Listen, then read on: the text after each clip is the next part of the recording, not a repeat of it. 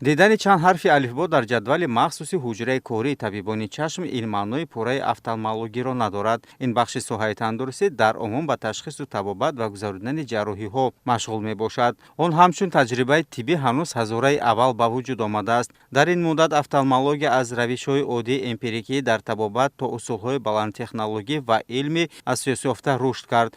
имрӯз бошад қариб ҳама гуна бемориҳои мураккаби чашм ва нуқсонҳои бинишро ҳал мекунад.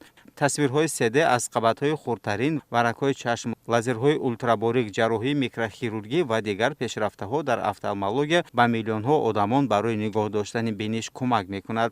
мақсади асосии офталмология ин муносибати комплексӣ ба саломатии чашм аст. ташхис ва пешгирӣ, барвақтии табобати саривақтӣ ва ислоҳи биниш метавонад инсонро на танҳо аз бемории чашм, балки аз дигар бемориҳо низ пешгирӣ кунад. шаҳрванди солим сарвати бебаҳои миллат аст ва барои солимии ҷомеа дар кишвар алалхусус дар вилояти суғд таи чанд соли охир даҳҳо муассисаҳои наву замонавӣ сохта ба истифода дода шуданд. шуъбаи бемориҳои чашми беморхонаи клиникавии вилояти суғд дорои 50 кати бистарӣ мебошад ва бахшида ба 35-солагии истиқлоли давлатӣ аз таъмири капитали бароварда шуда бо таҷҳизотҳои муосири ташхису табобат ва гузарондани амалиётҳои ҷарроҳӣ дар чашм таъмин карда шудааст. ҳоло шуъба дорои 12 адад таҷҳизоти муосир мебошад ки 2 адади он соли равон харидорӣ шудааст. ҳамаи ташхисҳо дар ҳудуди вилояти суғд алалхусус дар беморхонаи клиникии вилояти суғд дар шӯъбаи чашм ҳамаи бемориҳои чашм ташхис гузошта мешавад. вобаста ба ташхис табобат мешавад. мо ҳамин сол бо дастгирии мақомоти иҷроии ҳокимии давлати вилояти суғд таҷҳизоти нави факолинсекатор ба мо дастрас шуд.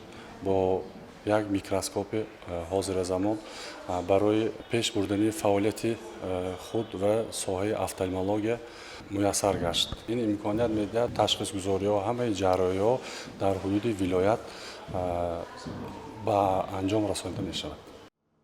албатта барои ташхису табобати ин ё он беморӣ на танҳо таҷҳизот, балки донишу малака ва омӯзиши ҳаррӯза зарур аст. бо мақсади такмили савияи дониш ва баландбардоштани сифати хизматрасонӣ дар шӯъбаҳои бемориҳои чашми муассисаҳои тандурустии вилоят дар беморхонаи клиникавии вилояти суғд семинари омӯзишӣ бо иштироки табибони чашми тамоми минтақаҳои вилоят баргузор гардид. дар ҳамин 35 соли истиқлолияти давлати ҷумҳурии тоҷикистон соҳаи офталмология пеш рафтааст.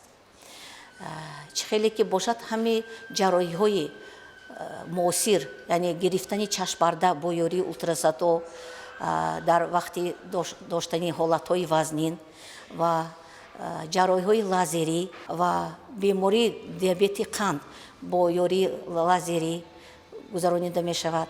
ва аз ҳама муҳимаш аст ки дар вилоят барои барқарор кардани биноиш ҳангоми ҷой доштани наздикбинии дараҷаи баланд, дурбинӣ, астигматизм, яъне оптическая коррекция мегӯянд, барои барқарор кардани биноиш гузаронда шуда истодааст.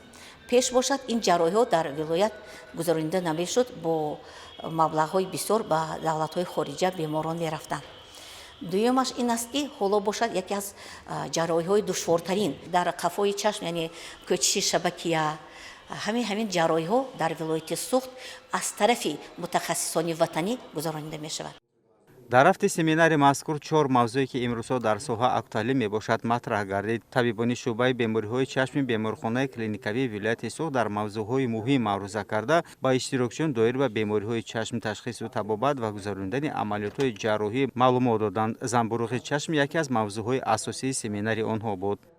имрӯзе ҷамъоварии чашм пизишкон ҳамин хел зарурият дошт ки мутахассисони ҷавоне ки имрӯз иштирок доштанд аз тарафҳои ҳамин маъруза гирифтем, бисёртар маълумот гирифта барои табобати, барои пешгирии ҳамин хел касалҳои замбурӯғӣ бисёр маълумот гирифтанд. ин яке пешрафти кори чашм пизишкон буд.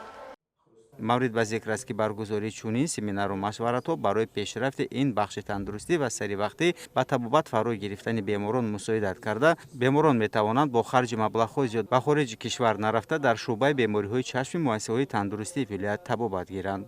Қудратло Раҳматуллоев, Аъзам Шарифов, ахбор.